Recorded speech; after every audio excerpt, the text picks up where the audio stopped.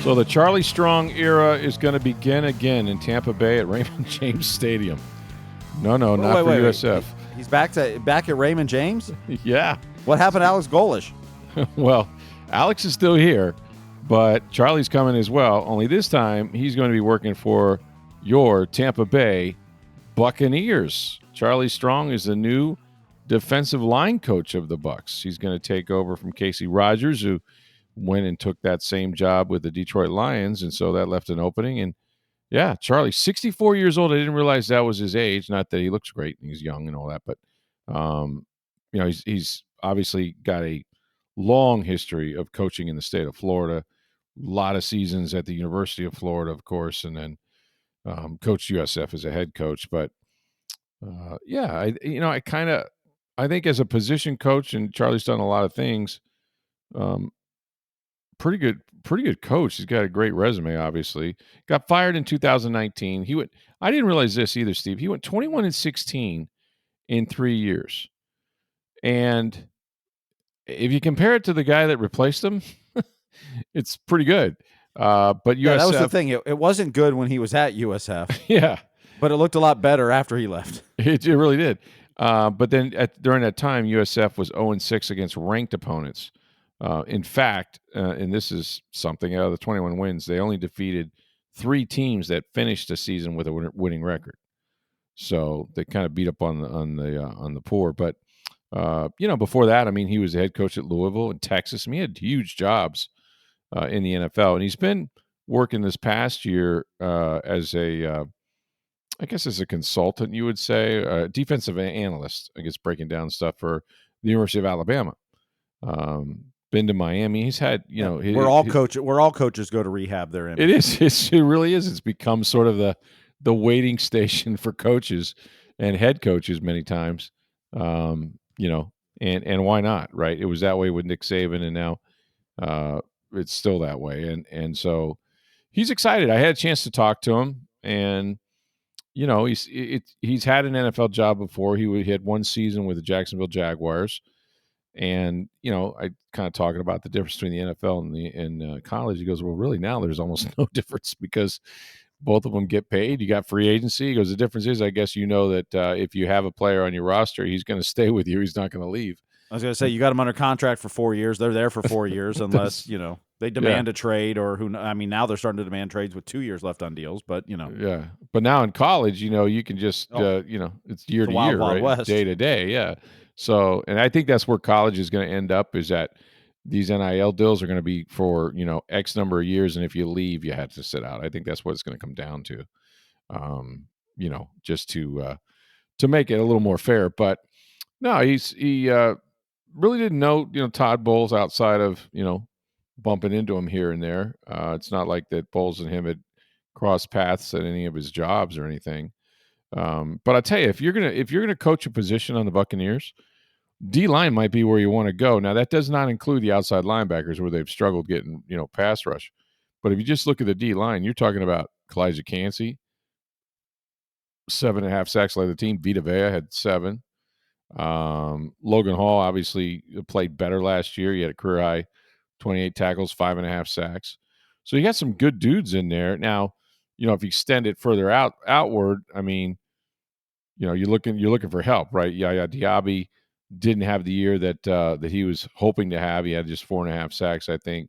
And then Chris Braswell, who they drafted from Alabama fairly high, just 1.5 sacks. So he's the guy that needs to, him and Yaya need to make the big step up, and he'll be helping, the outside linebackers coach. I was going to say, as a D-line coach, I mean, aren't you, I know you're not the linebackers coach, but the outside linebacker for the most part is basically lining up as a defensive lineman. They're essentially defensive linemen, although they did sort of like, they have inside linebacker, like Larry Foote would coach the inside linebackers. Right.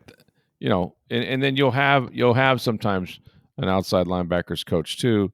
Right, because sometimes they drop into coverage and stuff. Yeah. So there's more to coaching. There's other than just the pass rush. responsibilities, yeah. But overall, I mean, if you're coaching the D-line, you're talking to those guys because, look, you're going to run stunts and games and all kinds of different things, using your down 4 linemen, which in a 3, in this defense, your defensive ends are essentially defensive ends if they were in a 4-3. So, you can call them what you want to call them, but yeah, sometimes they'll drop back into coverage, but for the most part, you're hoping to get somebody off the edge, and um, but he's got a really good group, and of course he's known and competed against guys like Baker Mayfield when he was at Texas Tech, and Strong was at Texas, and so there's a lot of guys that he's recruited in the past, like Elijah Cansey, who was at Miami Northwestern. It's just a really good school where Levante David went, just a football factory down there. So he's familiar with players, but he doesn't really have relationships or really, coach many of them or any of them at this point. But look, it's a name guy with plenty of experience. And I think, if you're Todd Bowles and defense, you usually know guys that know defense. And, he says he's excited about getting to learn all the things that Bowles does. And so I'm sure there's a lot of other candidates out there they could have brought in, but Casey Rogers was 55. Charlie Strong is 64. You've got a lot of coaches on the defensive side that are in their 60s. So, those guys be able to talk, I don't know, 70s music or something together, but they'll they're from that same generation when when football was a little different, but I think they'll all get along well. And one thing about Charlie is I don't know if you've ever had many encounters with him, Steve, but just a really nice guy. You know what I mean? Like, it didn't work here, and I kind of in my mind think that, and we've talked about this. Like, I don't know that he thought USF was going to be much more than just a place to, to go after Texas to try to get back into a Power 5 team, back into a Power 5 school as a head coach. It didn't work out. But I don't know that he was ever going to stay here for very long. And and in fact he didn't. But yeah, I mean, I'm and we've talked about this too when they made the change to Jeff Scott and even Alex Golesh and that typically, and there are exceptions, but if I'm a non-Power 5 or now Power 4 school, and I have a head coaching opening, I don't want the guy that's coming on the way down from the bigger schools, looking to rehab their image, because most of them aren't all in. That's fair, and particularly with the recruiting, because you're recruiting a different type of player. Yeah, when you're outside the Power 4 than inside the Power 4. Yeah, and I've seen it at other schools. My alma mater, the University of Cincinnati. I want the young, hungry coach that's looking to. I'm going to be here 3 years and move up. Right. I want that problem. I want to have to replace my coach every 3 years, because that means we're doing good things. That's right.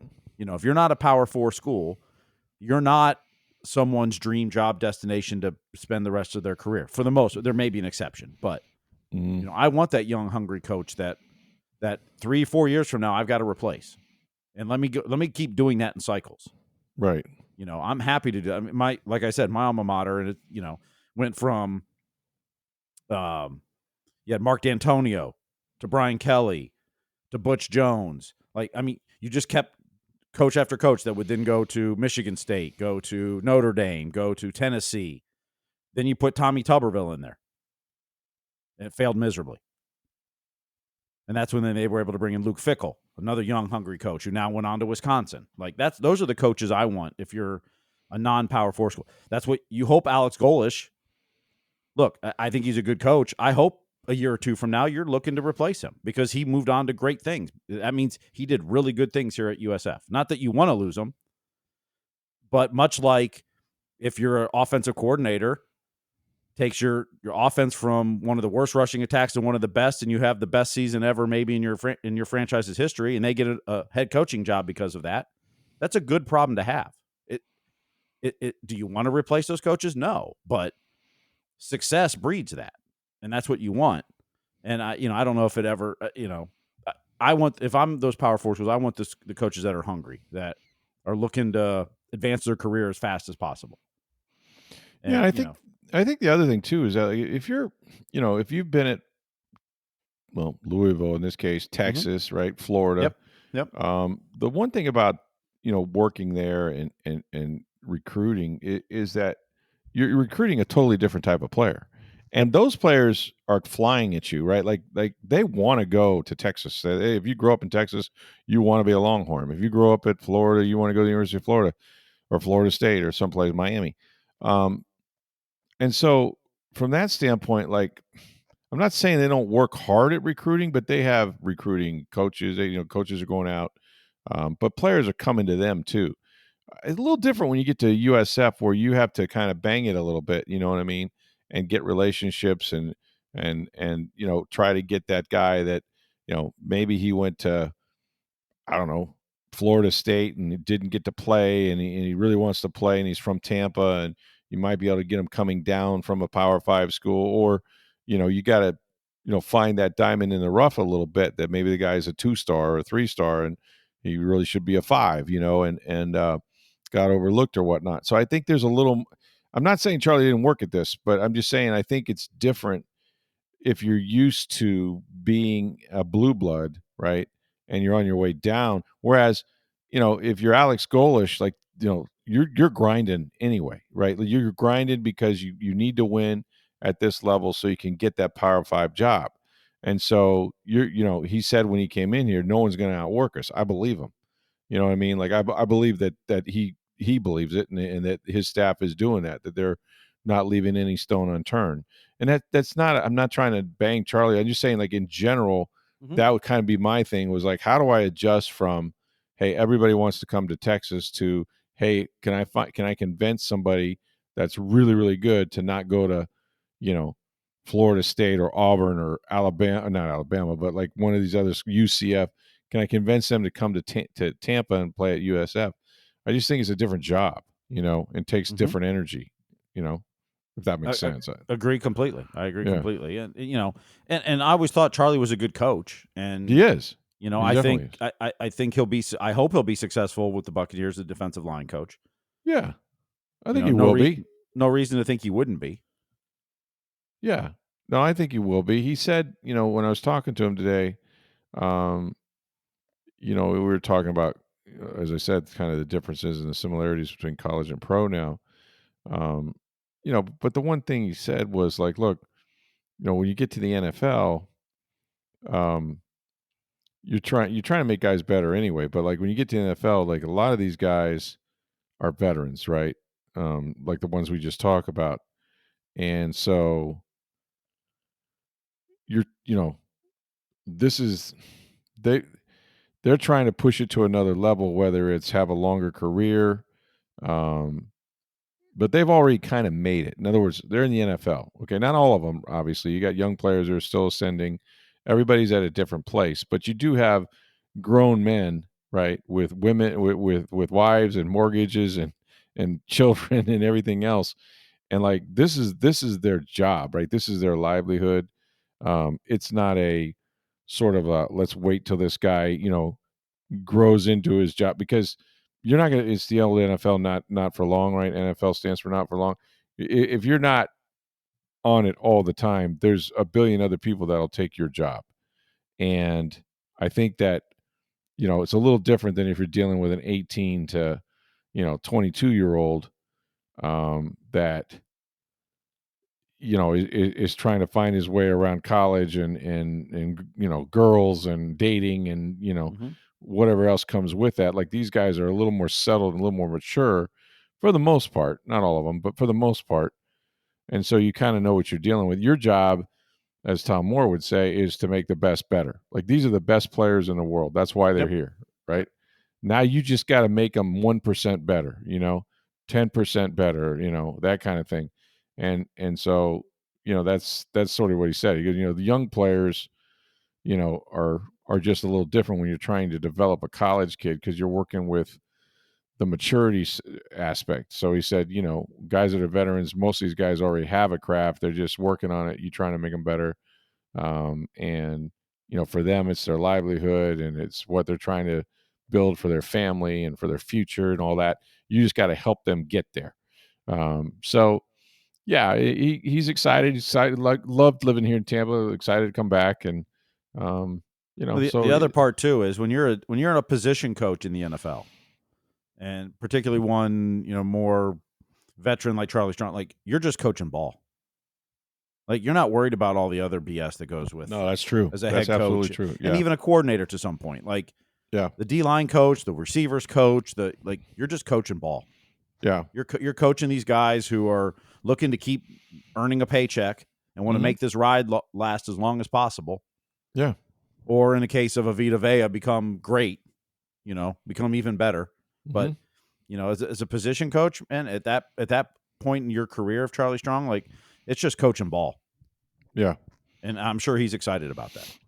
Yeah, no, he talked about that, and the one thing, he watched him play a lot, because he's not Mhm. unfamiliar with the Bucs or Tampa Bay, having lived here, and one thing he said, which was true, and I thought it was interesting, his observation from a many miles away, is that he goes, I think for the number of injuries that defense had, he says, I think Todd did an unbelievable job of just hanging in there. Like he goes, they found a way to win games when they were, it was the secondary, it was the safeties, it was the linebackers, it was, you were losing guys every week. And he goes, somehow after the bye, like they found a way to actually get better. Now, the schedule had a part of that, obviously, but in general, like Todd had to be really creative, and they What did. They lost a lot of not only guys. that, and I've thought about this a lot, and I actually had this conversation about a week or two with a buddy. The defense got better and was doing well with all those guys out without Mm, creating turnovers. that's Like true too. like normally when you go on you start having those When you injuries go and on things a like that. run, yeah, A lot of it's going to be the turnovers, or yep, that you got some pick sixes in there, or some a lot of short field for your team, and just interceptions. I mean, they only had 7 all year. yeah, they did it without that. Like, Yeah, it yeah, really is impressive what hmm that defense did. Was it great? No. right. But when you look at the adversity they dealt with, and Winfield was back. I don't think he was ever healthy. I don't think he was, and when he was, he made one play that I can remember Right. all year, and that was a Right. scoop and score in New Orleans. That was it. Which is why you go, okay. I mean, he's an impactful player that you Oh notice every God. game out there. Oh Like, yeah. and when you don't notice him, that's when you start going, wait a minute, something's not right. That's right. And we know he was hurt, which presumably he was never 100% I don't healthy. think he ever got back. No. Mhm.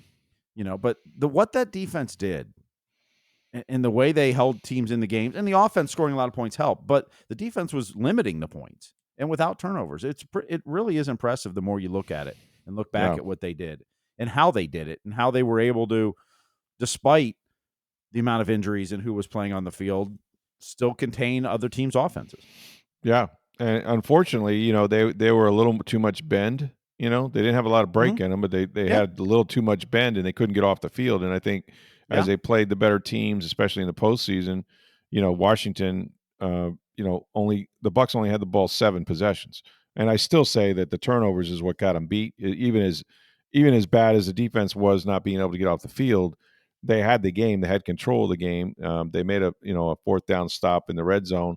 They got a first down, got out of that deep end, and then the jet sweep ended up with a fumble, gave them a touchdown, and then Bucs went back down the field and had 2nd and 1 inside the 10.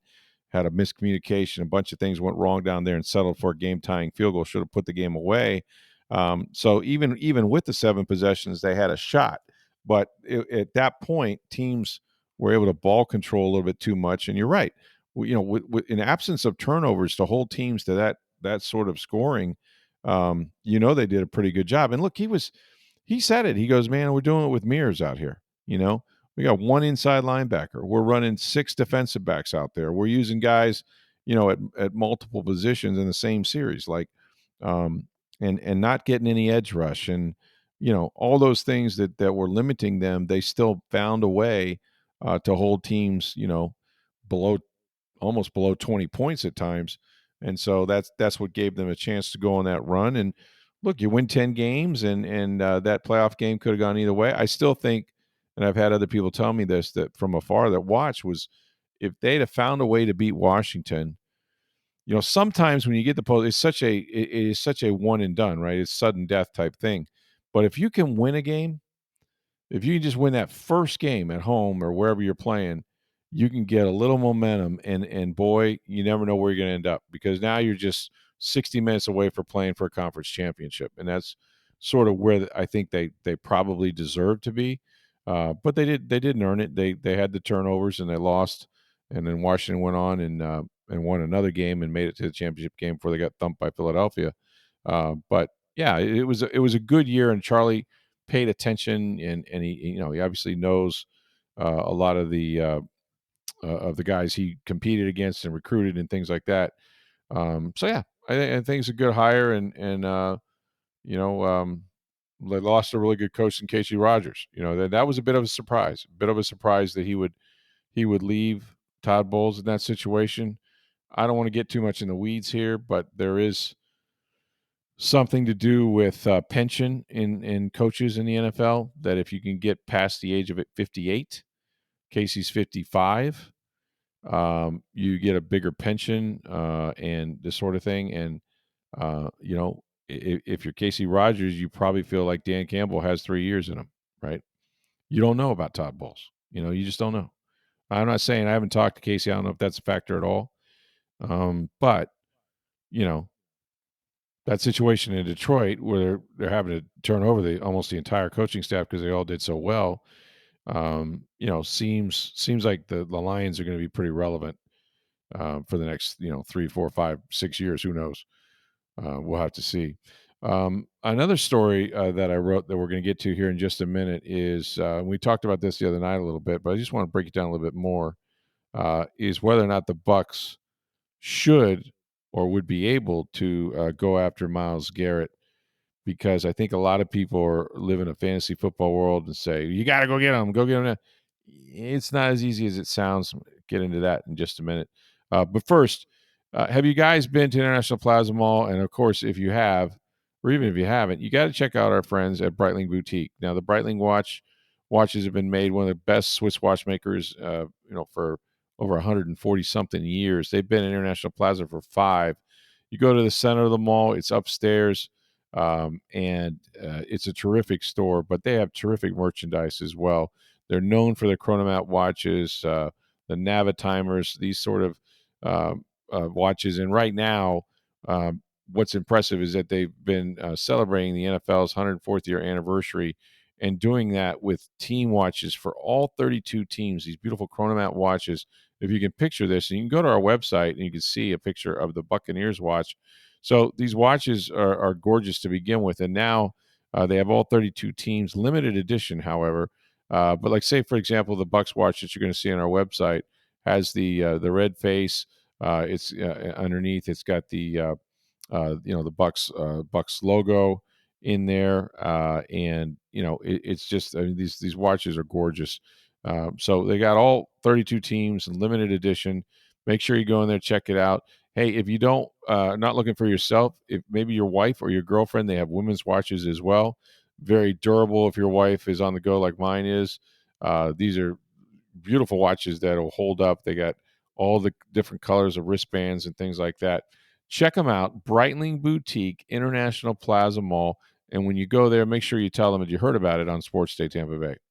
All right, we talked about this the other night, but I wrote something in the Tampa Bay Times on tampabay.com that I would like you guys to go read. And it's, you hear anytime a player, such as Myles Garrett, decides that he wants to be traded, that's a big story, right? Now he's under contract, so it's really not up to him per se.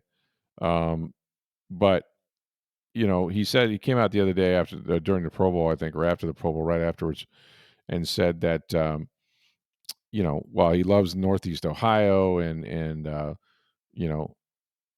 his whole, ever since he joined the NFL, his whole dream was to play in a Super Bowl, and his goal was never to leave Cleveland, but he really wants to win, and so for that reason, he requested a trade. Now the Browns have since said, yeah, we don't have any designs on trading the guy. Now, why wouldn't you say that, right? Because you want teams to come at you with everything they got, especially if you're not inclined. As soon as you say, hey, we're shopping this guy or we want to move this guy, believe me, the price tag goes down. I'm not so sure that's the case with a guy like Garrett, because he is just one exceptional player. I mean, the numbers that he has are incredible. I think he's racked up 14 sacks or more the last 4 seasons.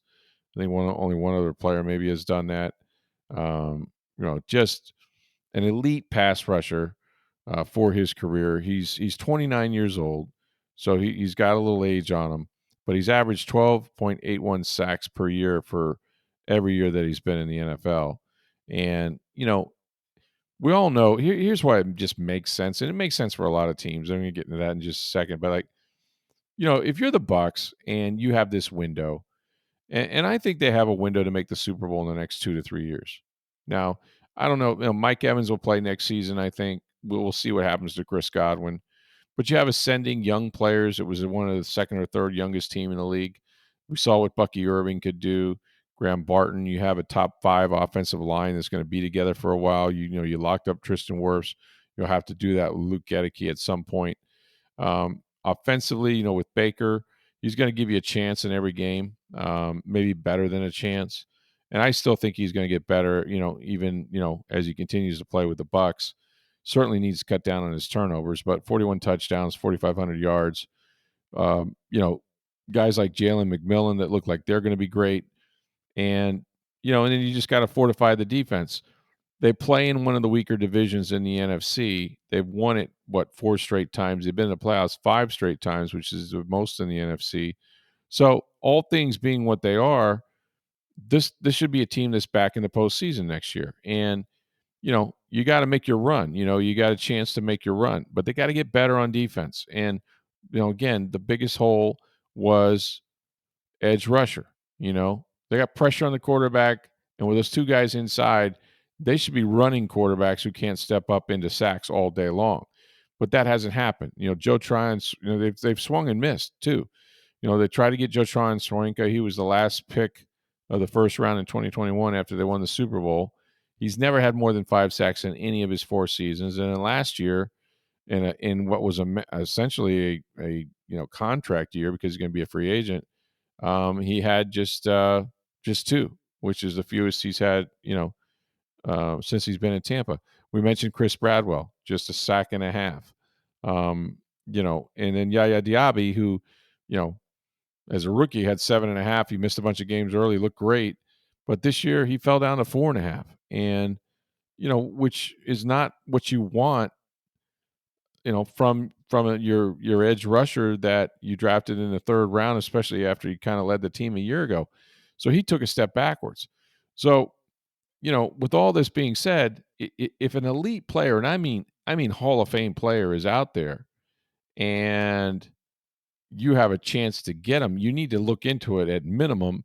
And then some would say, just go get him no matter what the cost is. Listen to Gerald McCoy was on the radio, I think, on DAE from Radio Row, and he was just like, you do anything you can to get this guy.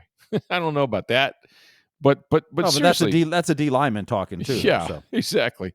But seriously though, if you consider what they have inside, and you were to put the best pass rusher in the NFL over the last 8 years, right, and you put him on the edge, how much better does that make Vita Vea, or how much better does that make Yaya Diaby, right, where they can't slide protection to his side? Now, Yaya Diaby's facing double teams, sometimes getting chipped by running backs, tight ends, right? All that attention is going to go to a guy who knows how to handle it and still produces. And there's another thing that happens, and I saw it with Brady. I'm not comparing him to Brady, but at his position, he's right up there, right, in terms of the elite player at his position. It signals to that entire team, we're going for it. We're going for it. We're shoring up our pass rush. You know what gets better? Your defensive backs get better. You know what starts happening? The interceptions you didn't get, now quarterbacks are under duress and they start throwing picks. You don't have 7 interceptions, you've got maybe 15, and so he helps in so many different areas. Plus just the credibility, the boost of morale, to have an elite player like that.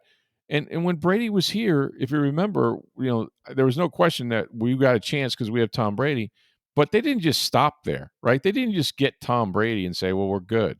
They went out and made the trade for Gronk. They got Leonard Fournette. They brought in players almost every week. Antonio Brown after he was suspended. Julio Jones, Kyle Rudolph. Like, they left no stone unturned because they knew they had a window, a very small window with Tom Brady at quarterback. Well, guess what you have now? A window. And I don't know how long it's going to be, but Mike Evans isn't going to play forever, right? Chris Godwin may or may not come back at all. And Baker Mayfield, you have under contract for 2 more years. So, you've got some young players, obviously the Kate Ottens and the Bucky Irvings and those guys, Jalen McMillans. So you have a shot right now if you can shore up that defense. And nothing helps the defense more than a guy that can affect the passer. A game wrecker like other teams all have. That's what this team lacks. This team lacks that game wrecker. Lavonte David used to be that guy, and he still makes a ton of plays, but he's 35 years old now, the same age that Derek Brooks was when he retired. And he's year to year. I don't know if he's going to decide to play or not. The shame is Devin White was supposed to be that guy on this defense. He was. At this point in his career. And he was early in his career. I think he was the guy they wanted. Yeah. But, I mean, as you map out a team, and we've talked about this like with the offensive line. Yeah. Like a couple years ago, the Bucs had their offensive line. They were happy with it. But then Jensen gets hurt, Marpet retires, and all of a sudden now you have huge holes.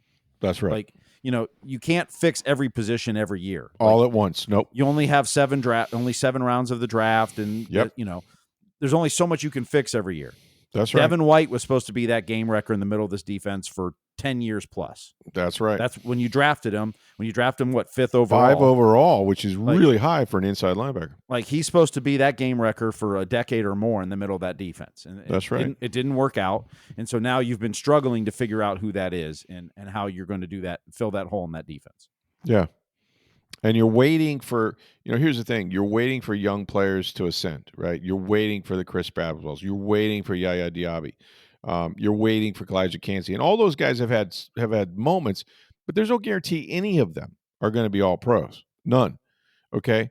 But you do know what you're getting in a Myles Garrett, who was a teammate of Baker Mayfield's, by the way, because he was the first overall draft pick one year. The next year is Baker Mayfield was the first overall draft pick. And so, he knows what Baker's about. Now, again, the team, what Myles said, and he was on Radio Row from New Orleans at the Super Bowl, and you hear a lot about the Washington Commanders. You hear a lot about them. You hear a lot about the Detroit Lions. Both those teams pick later than the Bucs do. Both those teams do. Bucs picked 19th. Obviously, they lost in the first round of the playoffs. But what would it take? And I was reading a lot about, different teams and what they have and what they could give up. And I would say the consensus is this, especially if you're picking 19th, right? You're going to have to give up 2 number ones. This year's for sure and next year's. Now, you're expecting to win and hopefully be, somewhere around 19, 20, all the way to 32 next year. But because of that, you're going to have to give up 2 number ones. And then I think it's going to cost more. I do. I think you're going to have to maybe swap some things. Like maybe you take, their 4th for your 3rd, that sort of thing. Now, ideally, because Cleveland is in a bad place with Deshaun Watson, who may miss the entire season because he had the setback from his Achilles surgery. If you're a team that has a quarterback, a spare quarterback, hey, can you spare me a young quarterback? That might be attractive to the Browns too, right? Because, Watson isn't going to be around. Jameis Winston's a free agent. Are they going to draft a guy? I don't know how high you would draft a guy if you still have Watson under his deal. So you're saying Kyle Trask for Myles Garrett straight up? Is that what you're saying? Well, if Trask was under contract, okay. But he's not. But like, say you're, where did Hooker go to? He's in Detroit. He's in Detroit. So, okay. So say you're Detroit and you're obviously picking later than the Bucs are, but you give up your 2 number ones and then you go, hey, we got a young quarterback who's got one hell of an arm. We're kind of set with Jared Goff. We love this guy, but you need a young quarterback, and we'll throw him in there. So, see what I mean? Like, not all compensation is the same. And so, obviously, if the Browns get to the point where they will move Myles Garrett, and I think they eventually will get there. Now, they got to do it.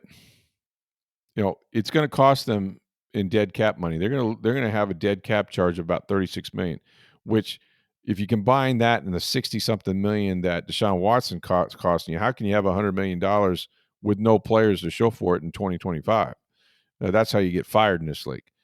But having said all that, if they waited till June, they have a little less cap hit, But now you're talking about draft picks that you're not going to get until it begins in 2020, 2026. So for them to get draft picks this year, they'd have to do it before June 1st. And so they're going to take a salary cap hit, which is problematic for them, obviously. But the Bucs, and then you got to decide, if you're that team that's getting him, do we want to extend his deal? Because he has 2 years left. The Bucs can afford him. Look, the Bucs can create all kinds of cap room. Right now, they're only like $2.2 million under the cap. They can make nearly $66 million just by restructuring Mayfield, Mike Evans, Winfield Jr., Vita Vea, Jamel Dean. If they do those, they can come up with a whole lot of cash, and they could extend, even if you want to extend Garrett by a year and give him 3 years, and then you can lower his number too. So there's a lot of things you can do. I'm not as worried about the cap. Mike Greenberg is back. He'll worry about that. They're going to create more money for themselves this year. But it's interesting because, can they come up with the compensation, and how motivated would they be to do that? Jason Light really values his draft picks. I mean, he's done really, really well in the draft, and he doesn't like to give those away. But look, you're picking 19th. You know what I mean? It's not, the draft is kind of a crapshoot anyway. And I'm not comparing these guys because they weren't the same players when they got them. But, years ago, the Bucs got pretty aggressive and made a trade for Jason Pierre-Paul. And I thought that was pretty bold, And they were fortunate because the next year, or the same year, I can't remember which, Shaq Barrett came in for 1 year's $4 million, and he had 19 and a half sacks. But were they able to get Paul and they were able to get Barrett, then that made their Super Bowl defense. It really did. It was the beginning of a Super Bowl defense. And, you saw that play out in the NFC Championship game and all that other stuff. If you could add that sort of player like Garrett, put him opposite Yaya, get some guys back, get some bodies back, draft an inside linebacker, maybe another corner, that sort of thing. All of a sudden, you got an elite defense to go with what's already an elite offense. And we still got to see, what Josh Grizzard can do as a coordinator and all that. But I think you could easily say that this team would then become a Super Bowl contender. And having said all of that, I still don't think, I think it's a really hard deal to do. You're one of many teams that are going to be trying to do it, and I still don't know that they have enough. Even if they were committed to it, which I'm not sure. And the Lightning are back in action. Steve, I didn't know how this happened. If it was a scheduling quirk or what, but they're playing the Senators again. They are. So this is almost like a playoff feel to it, where you play a game, a day off, and then you play another game against the same team in the same city, like the first 2 games or the second 2 games of a playoff series. If you remember back in the COVID shortened year, they only played 56 games. They started in January, still ended basically July 7th was the Stanley Cup victory for the Lightning that year. To reduce travel with COVID and airplanes in this, they did this where they went to a city and you played basically 2 games most of the time. You were only playing 7 different teams in your division. They had realigned the divisions that year, all about the COVID and restrictions and travel and that. So the players really liked it. There was a little less travel. You kind of got comfortable in a city. It's kind of more like a baseball schedule almost. Come there, stay for 3 days, and then leave. So the NHL has done this a little bit throughout, not very often. It really hasn't happened with the Lightning, but it's kind of cool. And it's a division foe. It's a team you're chasing in the standings. You were 4 points back before Tuesday night's win, which was a huge win for the Lightning. They were tied going into the third 2-2, ended up coming out with a 4-3 win in regulation. So now they're only 2 points behind Ottawa with a game or 2 in hand as well. But a win tonight in regulation, all of a sudden you'd catch Ottawa. You'd actually pass them in the standings because of the games in hand. So big night. But Ottawa is they have the same number of rest as the Lightning do. But going into Tuesday's game, Ottawa had played the night before, and the Lightning had a couple days off. So another big game. And then the Lightning have 2 more division games this weekend, Detroit and Montreal, Saturday and Sunday afternoon. So they'll have 3 more division games before they get to the Four Nations break for 2 weeks. Yeah, that was a big win the other night against a pretty good Ottawa team too. That was huge. It was kind of close there for a while. And then also got a big USF game coming up, basketball, I think, men's basketball. Yeah, so men's basketball hosts Tulane tonight. The American Athletic Conference and USF is honoring the legacy of Amir Abdur-Rahim during the game tonight. they're giving a $15,000 donation to a charity that Abdur Rahim was really close to. They've renamed the court, right? Not the court, but the like the fan area, player of the year. Oh, that's right. Award in the conference, for the conference in that. Yeah, they've done a bunch of stuff like that. They're going to recognize it tonight. The game's on ESPN too, so it's a nationally televised game tonight. Yeah, Tom Crean is going to call that, I think. Yeah, Rich Hollenberg and Tom Crean, I believe, is on the call. I saw. Mm-hmm. So they'll be at the game tonight, but there'll be a lot about Amir Abdur-Rahim during the game tonight at the Yuengling Center. So 7:00 tip against Temple. So shout out Tom Crean, who shout outed the book by Tom Moore, The Players Coach, still available in bookstores near you and online. Still a great book. Wait, you wrote a book? Yeah, I know. It is a while ago, but they're still selling. Listen, make sure that you guys go to Breitling Boutique and check those guys out and the NFL 104th year anniversary watches. All 32 teams represented as supplies last, as they say. And you're going to love the store. You're going to love the people. Customer service is great. The product is fantastic. Breitling Boutique, International Plaza Mall. Make sure you tell them that you heard about it right here on Sports Day Tampa Bay. All right, we will have a chance to talk to the Bucs' new offensive coordinator today and have more details for you on Josh Grizzard and his plans for the upcoming 2025 season. So we'll discuss that tomorrow on the big program. For Steve Versnick, and we'll talk the Super Bowl, which is this weekend. Well, yeah. Oh, yeah. Well, I forgot that game. There's a game Sunday. Is that right? Yeah, the last football game until August. That hurts my heart in a way. Unless you count the UFL, but hurts my heart. It really does. And the NFL officially announced they're going to Australia in 2026, as we talked about the other night. They are, but it's the Rams that are hosting, and what's difficult about that is that the Bucs play the Rams next year. So it will not be the Bucs for the first game, but they've committed to 3 games there, I think, over 3 years. Yeah, that's on a bucket list. Australia for me, that's on a bucket list. That or Tahiti, which is about in the same spot, but yeah. I don't think the NFL is playing in Tahiti, though. No, probably not. But probably not enough people to. I would definitely take Australia, man. That'd be so cool. We're about ready for an international trip. It's been a little while. We'll see. But they're about to. I mean, they've got Germany doing 3 games a year, and England and Brazil, and they're going to add Spain soon, I think. And yeah. So eventually, it's going to be every team's going international every 2, 3, 4 years. Yep. I guess maybe if I stick around long enough, there'll be another international game. I don't know if I'll be on it, but something to look forward to. All right, thanks for listening. As always, we'll be back tomorrow. For Steve Versnick, I'm Rick Stroud of the Tampa Bay Times. Have a great day, everybody.